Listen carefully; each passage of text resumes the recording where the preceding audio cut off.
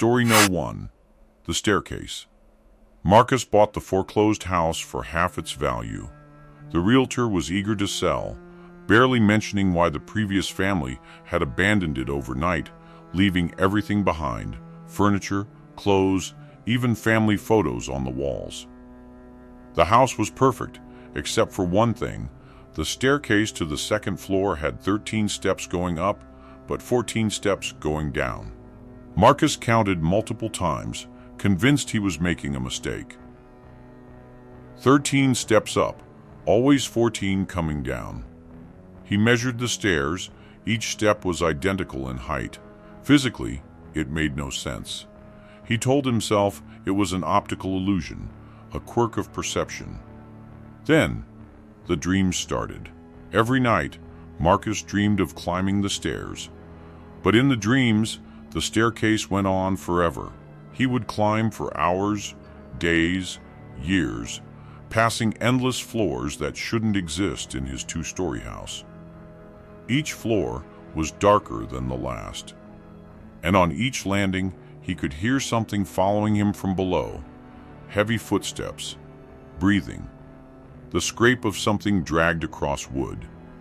He would wake up exhausted, his leg muscles aching as if he'd actually climbed for hours. One night, Marcus woke at 3 a.m. to the sound of footsteps on the stairs. Slow, deliberate steps. He counted them: 1, 2, 3, 13, 14, 15, 16.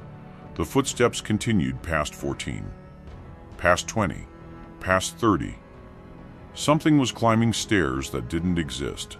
Marcus grabbed a flashlight and opened his bedroom door.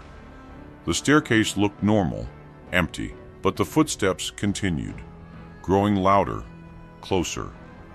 43, 44, 45.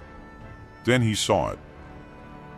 A figure emerged from the darkness of the stairwell, but it wasn't climbing from below. It was descending from above, from floors that couldn't possibly exist. The figure was wrong. Its joints bent backward, its head lolled at an angle that would snap a normal neck. And its eyes were filled with stairs, infinite stairs spiraling down into darkness. "You've been climbing in your sleep," it whispered, its voice like creaking wood. "Every night, you go up. But you never wondered where you've been going." Marcus tried to run, but his legs wouldn't obey. The thing reached out with fingers too long, too many joints, and touched his forehead. Suddenly, Marcus remembered. He remembered all the nights he'd sleepwalked. He remembered climbing past the second floor, past the third, the 10th, the 100th. He remembered the doors he'd opened on those impossible floors. Rooms filled with screaming, with darkness, with things that should never exist. And he remembered what lived at the top. "You woke it up," the figure said. "After 70 years, someone finally climbed high enough, and now it's coming down." From somewhere far above, Marcus heard something else descending. Each footstep shook the house. Dust rained from the ceiling. Pictures fell from walls. The figure smiled with too many teeth. "You should have kept counting. The house doesn't have 14 steps going down. It has infinity, and every step brings something back with you." Marcus tried to scream, but his voice was gone. He watched helplessly as the thing from above came closer. The staircase began to twist, reality warping around it. The walls bled. The air grew thick. When the police found Marcus 3 days later, he was standing at the bottom of the staircase, facing the wall, counting endlessly. 1,047, 1,048. They had to institutionalize him. He never stopped counting, and every night, the nurses report that his room is on the ground floor, but they can hear him climbing stairs in the darkness. Climbing up, always up, to something that's waiting. Story No. 2. The Prescription. Dr. Lisa Chen had been a psychiatrist for 15 years and thought she'd seen everything until patient 276 was admitted to the ward. The man had no name, no identification, no memory of who he was. He'd been found wandering a highway, repeating the same phrase, "Don't take the white pills. Don't take the white pills." But what disturbed Lisa most were his eyes. They held a terror so profound, so genuine, that it made her uncomfortable to meet his gaze. "I need to tell you," he grabbed her hand during their first session, his grip desperate. "I need to warn you. The white pills, they're not medicine. They're keys."